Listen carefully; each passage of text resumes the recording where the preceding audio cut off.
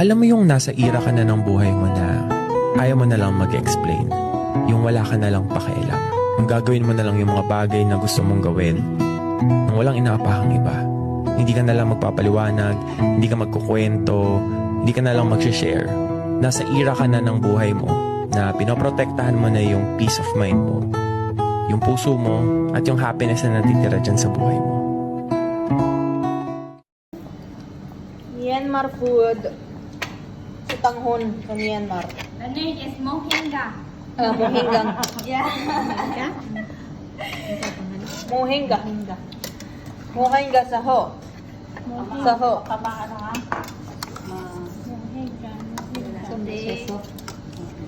Para sa atin sa panghon, Ang ingay ng mga kasama ko guys. ano ba yung dry?